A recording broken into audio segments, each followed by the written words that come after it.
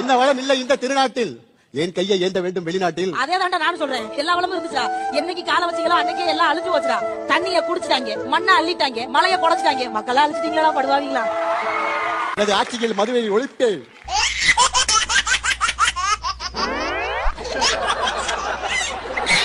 அது என்னமோ தெரியல சார். ஒரு காலத்துல எல்லாம் பள்ளிக்கூட அரசாங்கம் நடத்துச்சு, ஒயின் ஷாப்ப பிரைவேட் நடத்துச்சு.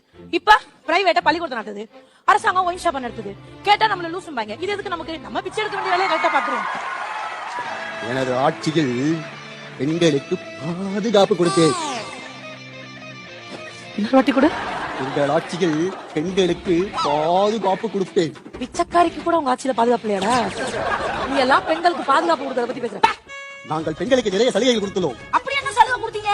படித்த பெண்களுக்கு வேலை கொடுக்கிறோம், படிக்காத பெண்களுக்கு தையல் இயந்திரம் கொடுக்கிறோம், சுயதொழில் புரிய லோன் கொடுக்கிறோம். இவ்வளவு கொடுக்குறீங்க? கொஞ்சம் தூக்கி விட. இவ்வளவு கொடுக்கறதுக்கு பதிலா பொம்பளைங்க மேல கை வைக்கிறவனுக்கு தூக்கு தண்டனை கொடுத்தீங்கன்னா என்னைக்கோ தமிழ்நாடு நல்லா இருக்கும்டா.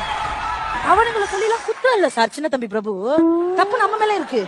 காசு கொடுத்து வாங்கிட்டீங்களா? பூரா பையில உரிமையை வித்துட்டீங்களா? முதல்ல திருந்துங்கடா, அப்புறமா திருத்தலாம்.